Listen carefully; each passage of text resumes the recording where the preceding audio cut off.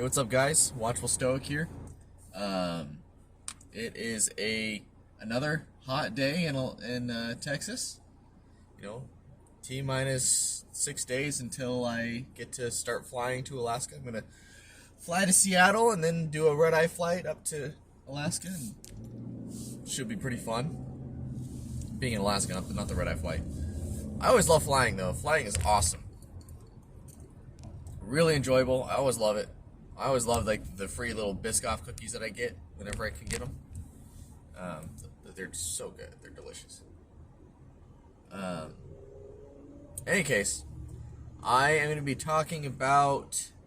I guess it's more on the topic of accountability again, but specifically on. I was perusing Facebook, if you will,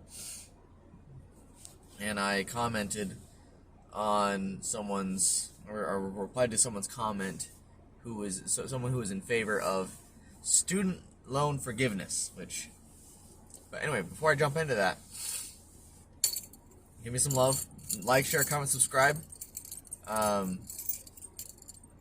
I'd love to talk to you guys, so talk to me. Give me comments. Give me something to respond to. I want to talk to you guys. So anyway, without further ado,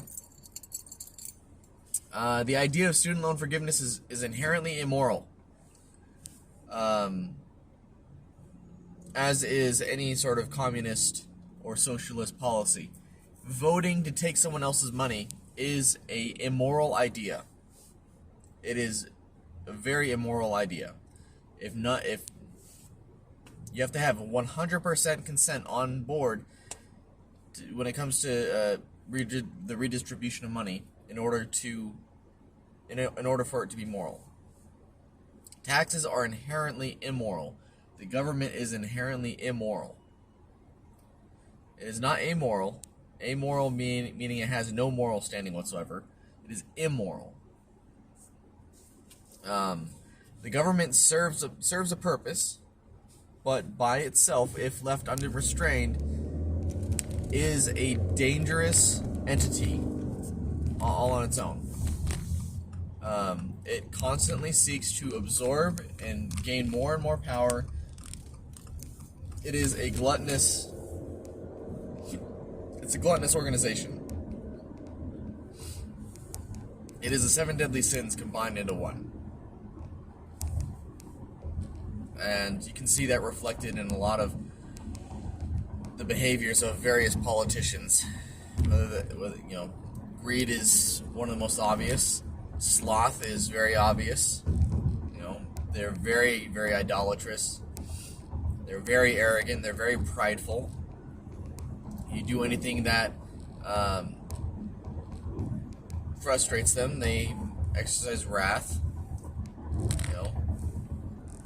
They're envious, they're greedy, they're gluttonous, all sorts of things.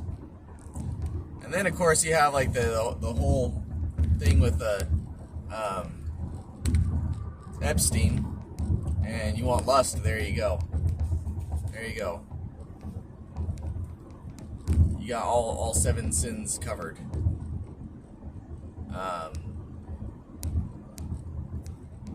But the idea of student loan debt forgiveness,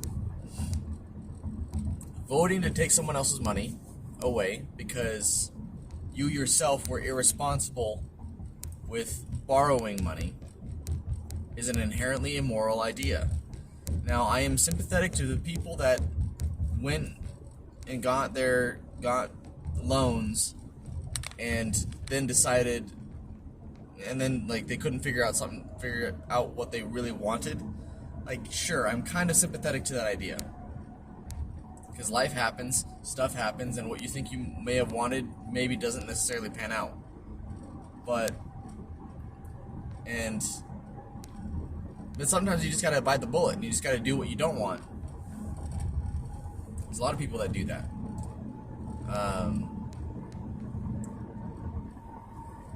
That's not to say that I'm not sympathetic to the people that do take out these loans and then realize that they've made a mistake after the fact. Should I think these loan programs should be reformed in such a way where they're not accruing interest and they're not being, it's not built in such an exploitative way? Yeah, it shouldn't be exploitative at all. But we're talking about the government here. You know, so what's the government going to do when it comes to their money? They're going to try to be as exploitative as possible. So if you operate under this assumption that, oh, the government's not going to screw me over, right? Oh, you poor sweet summer child.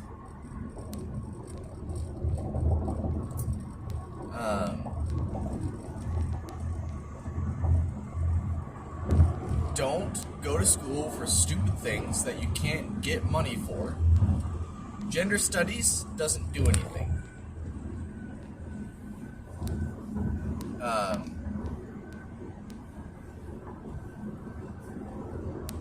It serves no purpose in the world. Not really. Not in any conventional sense. I mean, sociology already covers that. Sociology covers a lot of various different degrees that are just effectively useless.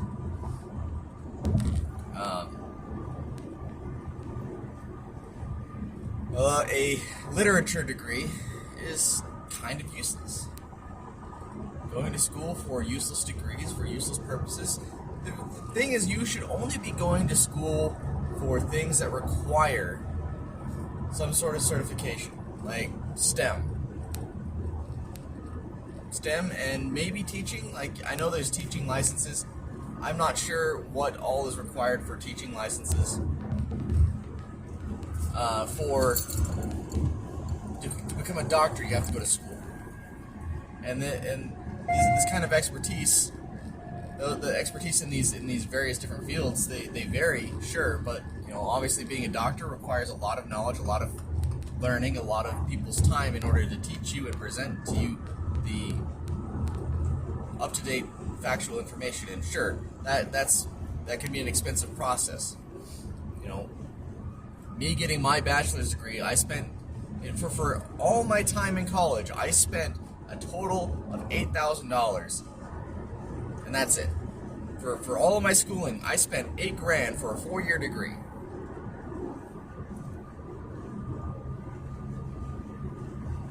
I don't understand how people can spend $80,000 on a college education. I don't get it. I don't understand why people can do that. Why people want to do that. If you want to learn, if you want to get a degree, find the cheapest route available to you. Unless you are like, unless you're absolutely brilliant. My brother was once married to someone that she's super brilliant. She's amazing. She's incredible. She's incredibly smart. She got a ton of scholarships from my understanding. And yeah, no, and she really didn't have to worry that much about money in school, again, from my understanding. Whether or not that's true, I can't speak to that. I know that she got a lot of scholarships, though. And, that can be that's justifiable when you're going to these big schools that ask for a ton of money. But you don't necessarily need to be going to those schools. For like schools of that are very, very specialized, like Juilliard, for example. I can imagine why someone would go to Juilliard. Because I've been to Juilliard. I've seen what they do there. And it's incredible what they do there. And it's probably far beyond a lot of different colleges out there. So if you're good enough to get into Juilliard, props to you. You probably can get some scholarships. But you probably shouldn't be making Juilliard your aim if you're not at the level of Juilliard. Or if you can't afford Juilliard. Because if you're pretty good to the point where you can get into Juilliard, but you're not getting scholarships to get into Juilliard, maybe you should go to a different college, one that's cheaper. That and living in New York City is just very expensive. I like how this video is quickly turning into a economic video. That's fine. But people are very wasteful with their money. People aren't cognizant of how they're spending their money, and then when it's too late, it's like, oh, I don't want to have to deal with this responsibility that I've knowingly and willingly agreed to. I've put my name on paper. So I'm going to make everyone else suffer. And everyone else has to pay for my degree. Because I don't want to deal with it. I don't want to pay for it. That's something called fraud.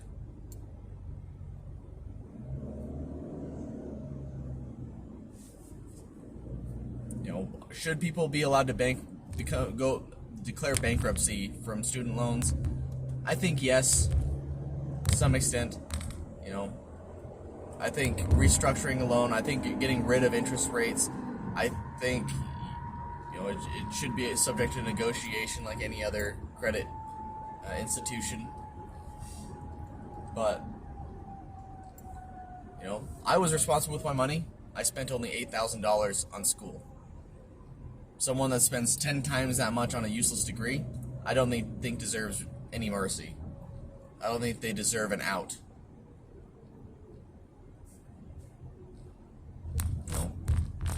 That's not saying that my way is the right way. I'm not saying that, because I learn a lot of stuff really quick. I can learn stuff really fast. So I plugged as much information in as I could in my time at college, and I didn't have a life when I was doing college. I didn't have a life. I didn't have all that much time to go party and go spend my time frivolously. I spent a lot of time just doing school. And I got my degree really quickly. It's cause and effect. The consequence of me putting in the work, putting in the effort, putting in the time, I got my degree really quick. You put in the hard work, you get the results. Some things probably shouldn't be rushed. Some things probably can be rushed. But who knows?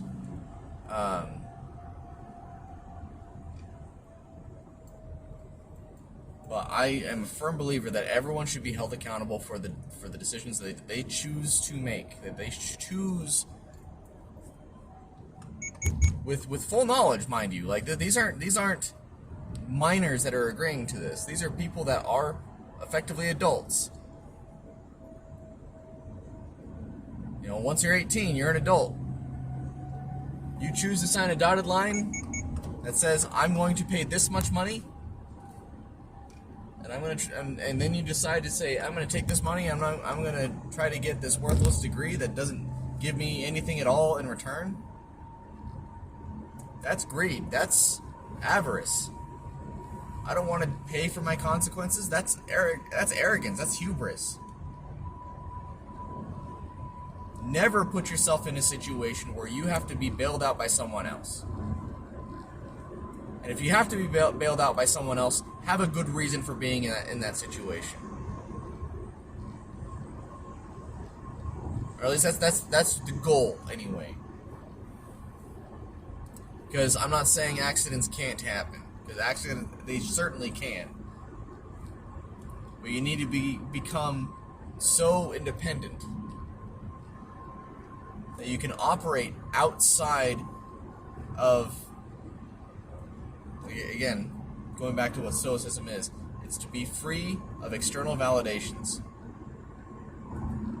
That includes being able to accomplish and take care of all of your responsibilities. Now, sometimes you need help, and it takes humility to say that you need help.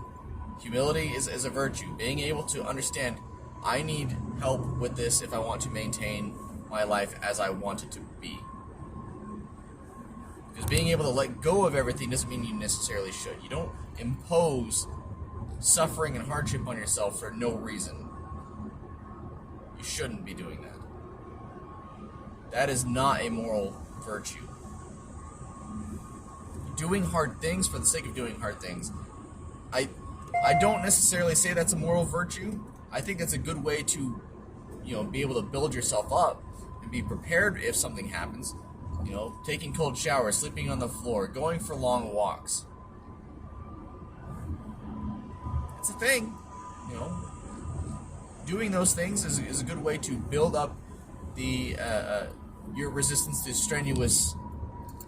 strenuous existence. The goal is to be firm, but not. The goal is to be firm in your life, but also understanding that you need help sometimes.